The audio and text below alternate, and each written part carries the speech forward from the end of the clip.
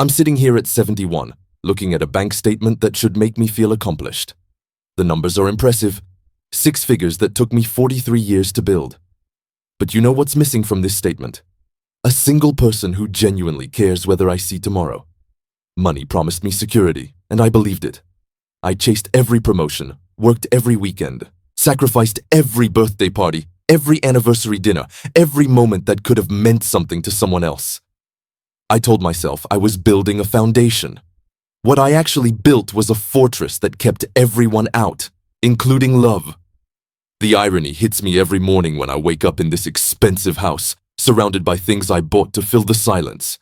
My phone doesn't ring unless it's a scammer or a financial advisor wanting to manage more of my loneliness. The neighbors wave politely, but we've never shared a meal.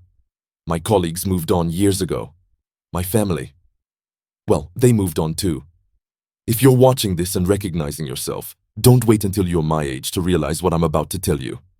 Subscribe and ring that bell, because the wake-up call I wish someone had given me might save your relationships before it's too late. Let me take you back to where this all started. I was 28, newly married to Sarah, and we had this tiny apartment above a bakery. The smell of fresh bread would wake us up every morning. We were broke by today's standards, but rich in ways I didn't understand then. We'd spend hours just talking, planning our future, dreaming together. Then the opportunities came. Longer hours meant better pay. Better pay meant a nicer apartment. A nicer apartment meant keeping up with neighbors who had even more.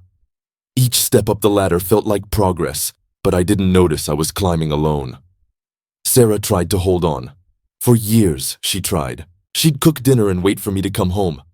She'd plan weekends that I'd cancel for work.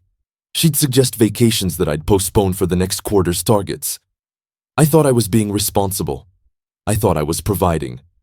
What I was actually doing was teaching her that she didn't matter. The day she left, I was at the office closing a deal that would net me a substantial bonus. She packed her things and left a note on the kitchen counter. I married a man who loved me more than money. I don't know who you've become. I found the note 3 days later when I finally came home to an empty house. But did I learn? Did I stop and reconsider what mattered? No. I doubled down. I threw myself even deeper into work because it hurt less than facing what I'd lost. Work was predictable. Numbers made sense. Relationships were messy, complicated, unpredictable. Money was clean, clear, controllable. Here's what nobody tells you about this path, and it's something I need you to understand before you make the same mistakes. Hit that like button if you've ever felt torn between earning more and being present, because what comes next might change how you see that choice forever. The next 20 years became a blur of achievements that felt emptier with each success. I made vice president, then senior vice president, then partner.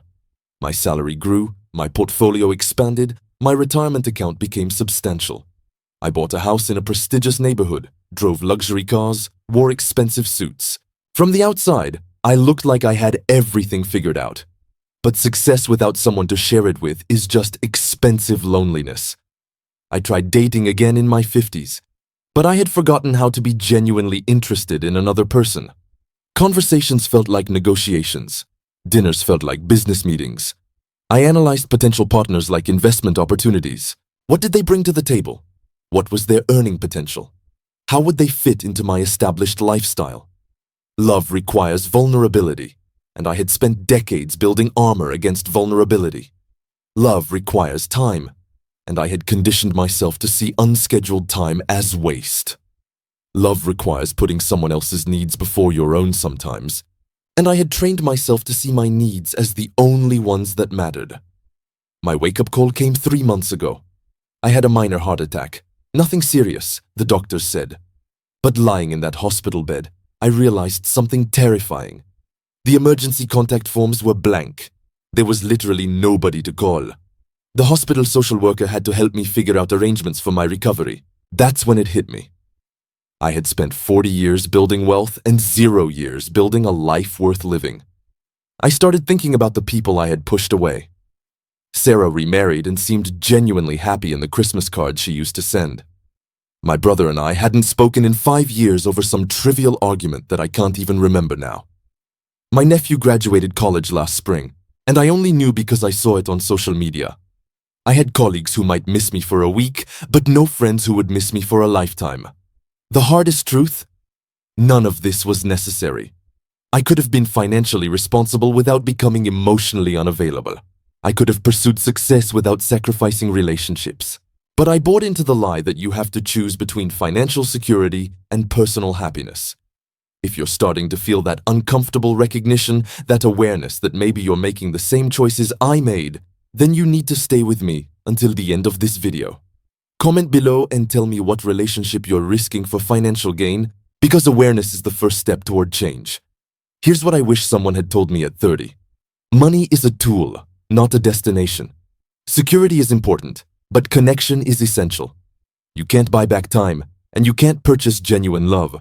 The people who matter don't care about your net worth. They care about your presence, your attention, your authentic self. I spent decades climbing a ladder only to realize it was leaning against the wrong wall. And from up here, the view is impressive, but incredibly lonely. Now I'm trying to rebuild what I tore down, but it's harder than building wealth ever was. Apologizing for decades of neglect, reaching out to people I ignored, learning how to be genuinely interested in others instead of just strategically networking. It's humbling work, and there are no guarantees. Some bridges can't be rebuilt. Some trust can't be restored. Some people have moved on and found others who were there when it mattered. That's the real cost of my choices, and it's a price I'll be paying for the rest of my life. But maybe it's not too late for you. Maybe you're reading the signs I ignored. Maybe you're feeling the distance growing between you and the people you love. Maybe you're starting to notice that your victories feel hollow when there's nobody to celebrate them with. The good news is that recognition is the beginning of change. You still have time to make different choices. You can pursue financial goals without abandoning human goals. You can be successful without being alone. You can have security and love, but only if you're intentional about both. Stop telling yourself you'll focus on relationships later, after the next promotion, after you hit the next financial milestone, after you feel more secure. There is no perfect time. There is only now, and the people in your life right now who matter more than any number in your bank account. Money will keep you busy, but it won't keep you loved. I learned this lesson too late, but you don't have to.